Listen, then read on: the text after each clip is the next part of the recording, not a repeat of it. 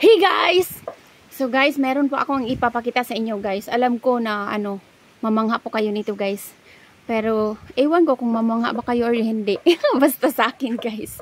So ito na guys. Tuyok muna tayo. So ito na guys. Ayan. Alam ba ninyo ito kung ano to guys? Oh. Alam niyo to guys?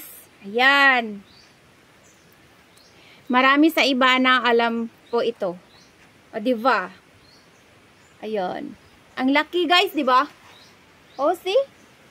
Ang laki guys. Alam nyo ba, ganun siya kataas guys. Ayun, ganun po siya kataas guys. Ayun, ganun siya kataas. Tapos, pinutol ng aking mama guys kasi ito po ay pinakain ng manok.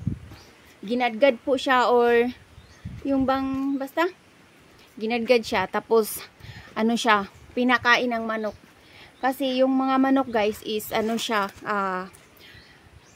kumain po sila nito guys, siguro nasasarapan sila nito guys.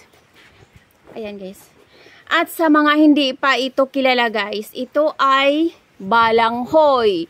So cassava siya guys, cassava. Ayan, kung sa English pa cassava. Tapos yung, di ba, may cassava cake o yung niya guys, galing po yan dito sa kamuting kahoy. Sa Bisaya guys is kamuting kahoy po ito.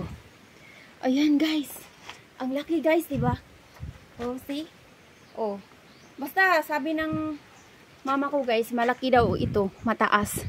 So tingnan nyo naman guys, di ba? Makita nyo laki. At ito po guys ay galing po dito, tanim po ito sa aking mama at sa papa guys. Doon sa luti na nabili ko guys. Nabili namin ng aking darling. So, matagal na siya guys. Medyo, hindi naman sa gaano katagal. Pila na katuig ni ma ang kwan ma? Kamuting kahoy? Pila ni katuig? Oh, hindi pa siya naabutan ng kabulan. Hala guys. 3 months pa daw siya guys, pero isipin nyo guys, ganito na kalaki. Ayan. Tapos ang taas na niya guys, sabi ng mama ko, hindi daw niya madala-dala dahil ng ang laki daw. Pero pinilit niyang dalhin dito sa bahay nila. Kasi yung mga manok is kumain ito. So guys, baka gusto nyo, guys, ibibenta ko yung mga nito guys, yung iba pa. Doon sa guys, doon sa luti pa nakatayo. So ayan guys, ang ganda, maganda, masarap to gawing cassava cake, o diba? Gadgarin lang, tapos pigain mo, tapos basta hindi naman siguro sa pigain guys, gadgarin lang pa lang yung cassava cake, diba?